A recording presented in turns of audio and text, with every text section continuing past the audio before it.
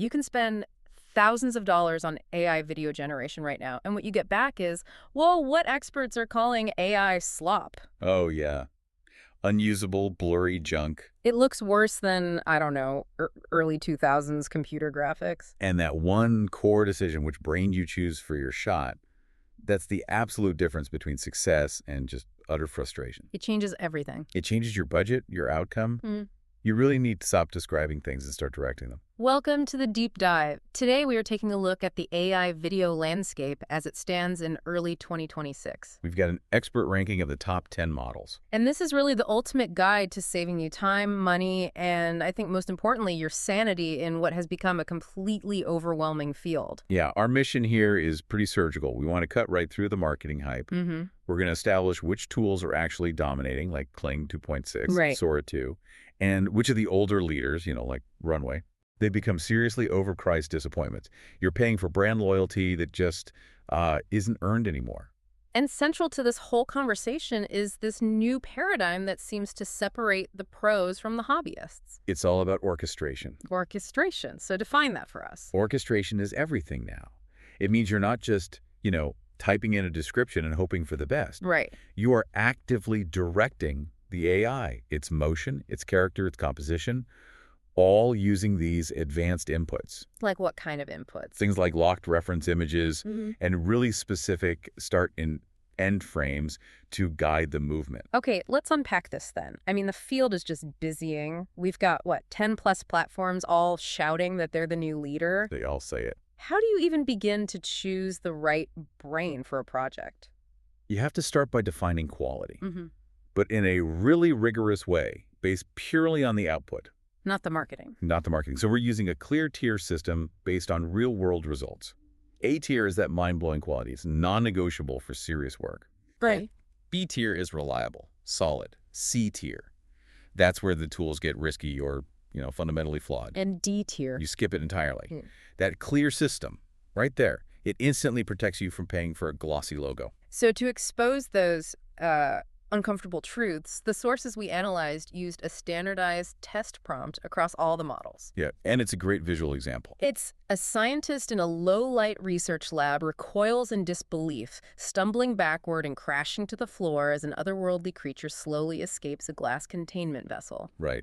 And what that test prompt immediately reveals is that brand recognition means absolutely nothing for fidelity. It's not a guarantee. Not at all. The most expensive tools often fail the moment the character needs to do something complex, a weighted motion, like stumbling and falling. We need substance, not just a flashy website. So what's the fundamental quality that separates A tier from everything else in this rapidly changing market? It's photorealistic detail and consistency. The video has to look like real high-end footage, not something from a game engine. That brings us to the champions then, the A tier tools. The ones you use when quality is absolutely non-negotiable. Kling AI 2.6 is the reigning champion right now. If you were forced to pick just one tool for a professional workflow, this is it. Why? What makes it win?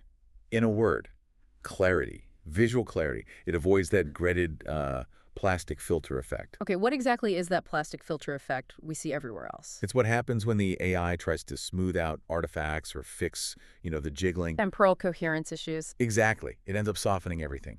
Kling avoids that. It preserves the tiny details. Skin textures, dust particles in the air, complex reflections on glass. The fine weave on a jacket. All of it. And the characters move like actual humans, not like, interpolated video game characters. But the sources noted something in Kling that sounds truly revolutionary. It deals with sound right out of the box. This is the killer feature. Native audio. Native audio. It means it generates high-fidelity sound effects, even dialogue, synchronized right inside the video output. Before, you'd have to hire a sound designer or spend hours in an editor. Kling does the heavy lifting. So what's the catch? The only real constraint is that physics can occasionally break. You might see a character slide through a wall in maybe 1 out of 8 generations. Manageable, I suppose, if you're saving days of post-production. Totally. And then we have Sora 2, the social media king. This tool is stunning, but the sources mentioned a real struggle point. They called it the walls. Yes, Sora is. It's polarizing. Because when it works, the quality is truly stunning. It's perfect for short-form, influencer-style clips, stuff that looks native to TikTok or Reels. It Feels like raw, high-end phone footage. But the walls. The walls are the aggressive content filters, the Mm. prompt rejections. They just feel arbitrary, and they completely break your creative flow. That sounds incredibly exhausting. It is. And what's worse, the image-to-video limitations are crippling for pro users. You can't upload images with people in them. It's strictly off-limits, which eliminates all the crucial consistency hacks we rely on for character work. So does Sora's stunning quality ultimately outweigh the exhaustion from all those content restrictions? Yes, but only for that niche, short-form viral content. The restrictions really limit its professional applications. Okay, let's move down to the B tier. These are the solid, reliable performers. Tools that are predictable and often just a much better value. Starting with Google VEO 3.1.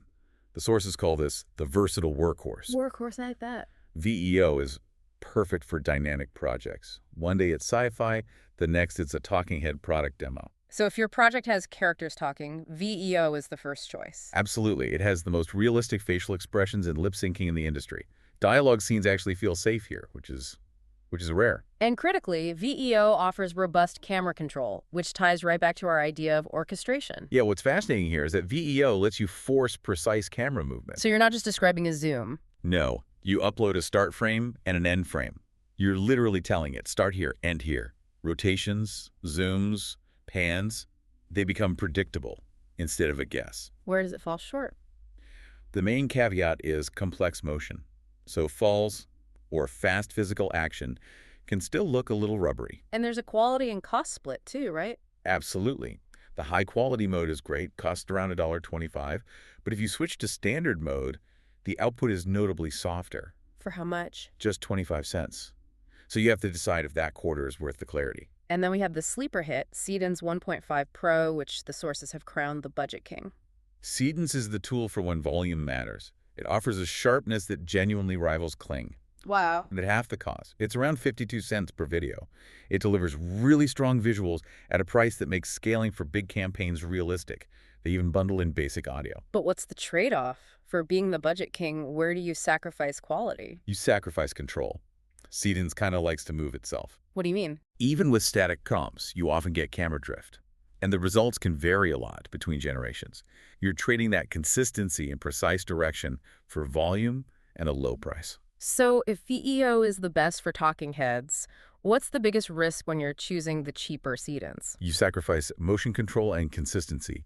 You're going to experience camera drift and pretty varied outputs. All right, let's get into the C tier. These are the tools that require real caution. And we have to talk about Runway Gen 4.5. Runway. A prime example of paying for the past instead of the present. It's so true. Runway was the industry leader just 6 months ago. It was known for smooth, intentional camera tracking. But now, it's severely overpriced. How much? About $2.50 a clip. Yeah. And it completely underperforms its peers in quality. It seems like they've just been dethroned by a failure to maintain character consistency. Exactly. When it breaks hard. You'll get amazing camera work, but up close, bodies bend unnaturally, hands warp, and faces just drift into that uncanny territory. You know, honestly, this is the kind of inconsistency I still wrestle with myself. You remember that one great tracking shot, but then the characters start looking strange up close, and you have to discard the clip anyway? It's so frustrating. And the workflow itself is outdated, which is maybe why they fell so fast. That's a key piece of it. It's still mostly text to video only. No image to video. No. Which eliminates that necessary workflow the A and B tiers rely on for consistency. They just failed to integrate that modern method. No native audio either, so more work in post. It's a tool that feels stuck in the past. And you are definitely paying a premium for that brand loyalty. Okay, let's briefly cover the other C-tier tools because they illustrate some pretty specific compromises. Lumaray 3 is an interesting one. It excels at static landscapes, and it follows complex prompts really closely. Why? But the second you introduce subtle motion, faces and mouths start to twitch unnaturally. And here's the kicker. It costs $2 for a 5-second video. Double the price of Kling. Exactly. Why pay $2 for a jittery landscape? Mm-hmm. It's just poor value for anything but the most controlled slow scenes. And what about the visual flaw with Wan AI 2.6? Wan has great motion logic. Falls, jumps, weight shifts, they look genuinely believable. But the execution? Is blurry. The sources call it the Vaseline on the lens effect. It Okay. just kills all the fine detail, makes faces totally unconvincing. It's cheap, so it's useful for testing choreography, but you would never use it for a final delivery. And then there's Grok Imagine from XAI, the free wildcard. Grok is exactly that chaos. It's hilariously imaginative. So good for brainstorming. Great for brainstorming or meme creation. It gives you 20 free videos a day, but it has low detail, robotic audio, and the clips are limited to 5 seconds. So definitely not for serious work, but invaluable for cost-free experimentation. The overwhelming lesson here seems to be avoiding platform loyalty at all costs. We've seen a former king get dethroned in 6 months. Rankings change every 2 weeks. Committing to one platform, it just creates this sunk cost bias because you've invested time and money learning its quirks. You need flexibility to protect your budget and your workflow. So how do pro users avoid committing to one platform if the rankings change that quickly? They use aggregators, like InVideo AI, to test one prompt across multiple models at the same time. You get a real-time comparison. Let's pivot to solutions then. We've talked about the problems, we've talked about the tools. What are the actionable strategies that separate professional control from that frustrating guesswork? This is the orchestration toolkit. Okay. First, the image-to-video consistency hack. This is non-negotiable for consistent characters, scenes, items, anything. How does it work? Step 1. Generate your reference character in a sophisticated image tool like Midjourney. Step 2. Upload that image to your video platform like Kling or VO. Step 3. Animate in image-to-video mode. That is incredibly effective, but it almost feels like a loophole. Is there a downside? Does it limit the AI's creativity? It definitely limits the AI's guesswork, which is the whole point. Right. Text gets interpreted differently every single time. It creates a visual lottery.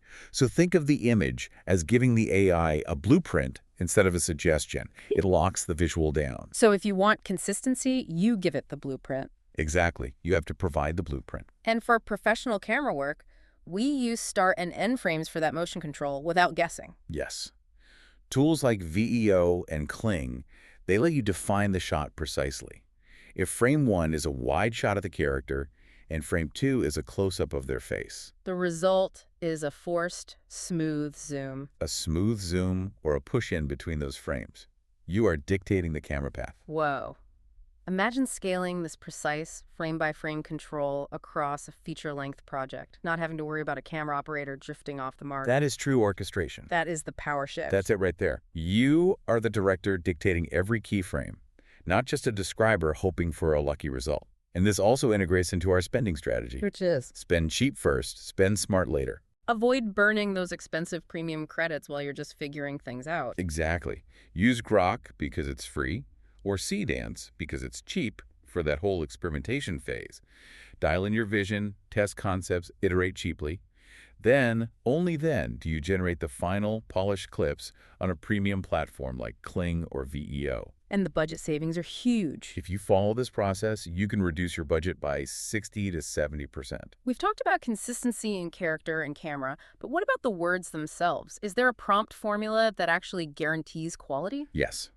Most prompts fail because they're too vague, or they focus too much on the subject and ignore the environment. So what's the formula? The successful formula includes 5 mandatory elements: camera movement, subject action, environment, lighting, and specific details. So instead of a bad prompt like a woman in a lab, what does the good prompt sound like? It sounds like this. Medium shot tracking forward, a female scientist in a dimly lit laboratory carefully examines a glowing specimen. Dramatic side lighting casting long shadows, cinematic depth of field. So when the AI has those specific instructions, those 5 locked-in elements. The outputs stop feeling random, and they start feeling directed. Okay, finally, before we wrap up, we need a reality check on the uncanny valley. What is the one scenario we should absolutely try to avoid with these current-gen tools? Avoid complex actions like close-up hand movements while characters are also talking. That combination usually breaks both the hands and the lip syncing at the same time, which gives you maximum creepiness. The big idea for 2026, then, is that the best tool is simply the one that solves the specific problem in front of you. Flexibility and orchestration beat brand loyalty every single time. So to quickly summarize the strategic recommendations by the job. If you're making a high-end sci-fi short film where quality is everything, you want Kling 2.6. For viral TikToks or Reels, you tolerate the content restrictions of Sora 2, because that quality is uniquely high for that specific format. If you need dialogue, product demos, anything with realistic lip sync and predictable camera moves, you go with Google VEO 3.1. And for serious budget projects where you just need volume. Seedance 1.5 Pro is the champion there. And the best overall value at that combination of price and high performance. Sits squarely between Kling 2.6 and Seedance 1.5 Pro. So we've provided the ranking and the workflow. Now you have to master the execution. Mhm. Start experimenting with those free or cheap tools today. Dial in your vision before you commit your premium credits to that final generation. And if we agree the core skill is now orchestration directing the AI's intelligence, we've fundamentally changed the film crew. I mean, if the physical camera operator vanishes, what unexpected new roles emerge? Maybe prompt engineer is just the beginning. Something to think about. That's our question for you to consider as you dive into this powerful new creative frontier. Thank you for joining us for this deep dive. Until next time.